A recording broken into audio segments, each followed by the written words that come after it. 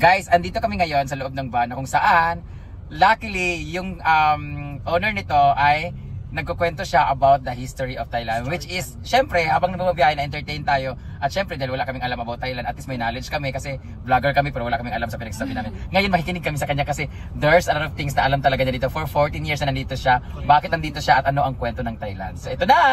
So, pakinggan natin si Ma'am Jovi ang kwento ng Thailand!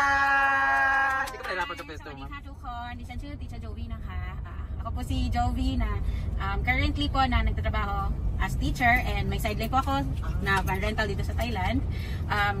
Quick short story lang po about ba't maraming teacher sa Thailand na po.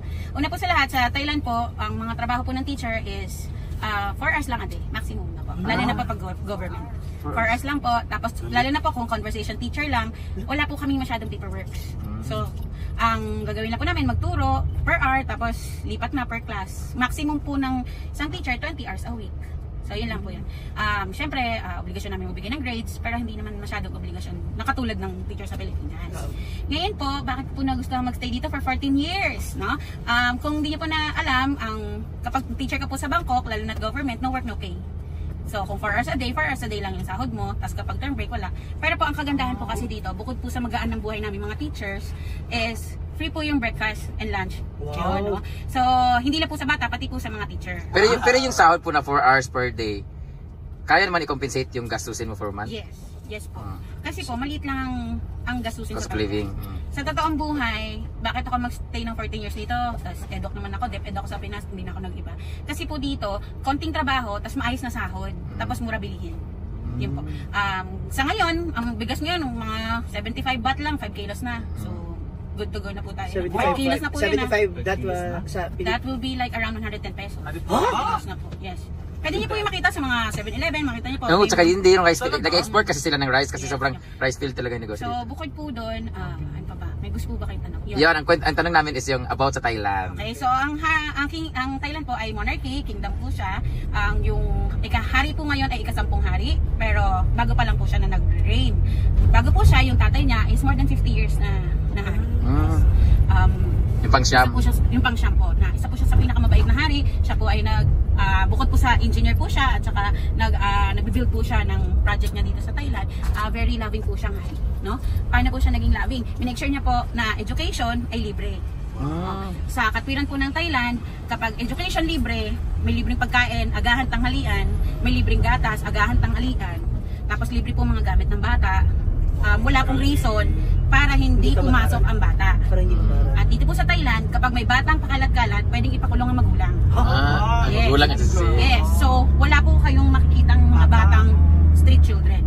Okay? Dahil po yun yung point of view ng hari, naglilid po yun na ang bata kahit gaano kahirap kakain sa paaralan. At kahit gaano po nila kaayong mag-aral, force silang mag-aral kasi makulong parents nila. Di ba po? At dahil po doon, walang tambay, mababa krimen. At dahil lahat ng bata, kasi M1 to M6 dito, pag sila pong M6 ay meron silang senior high, no? Gagraduate sila ng high school nang nag-aral po sila. No child left behind.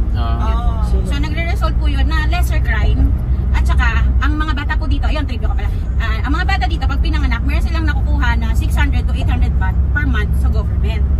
Ngayon po, kung regardless po yun, kung super yaman mo or super hero. Until, when nila makuha? Isang beses lang? Yes, hanggang 18 years old po. Wow!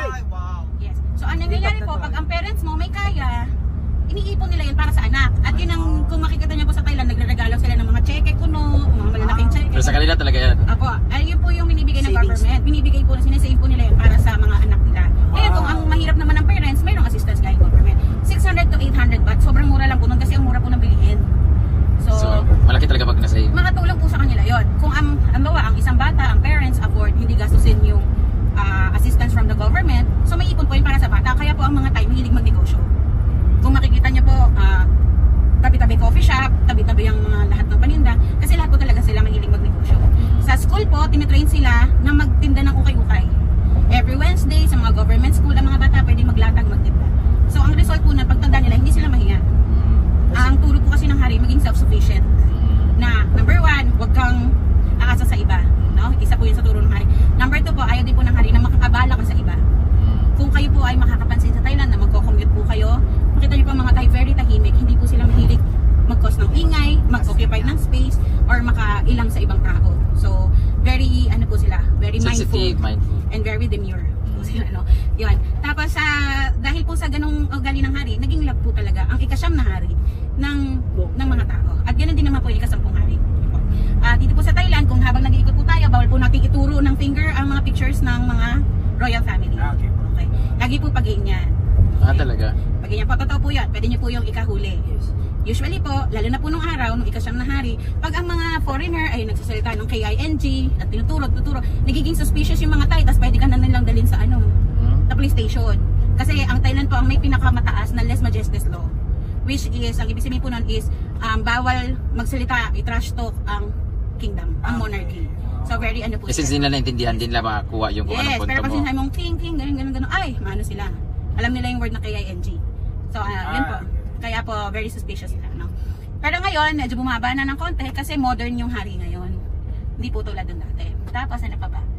Kung magta-temple po tayo, maging mindful po tayo sa pananamit, wala naman pong problema kung tayo po ay naka-shorts, basta po hindi tayo very revealing. Okay? So, may mga tempos na ipupush kayo na mag-scarf or mag-jogging pant. So, susunod po tayo. Dito po sa Thailand, hindi sila people pleaser.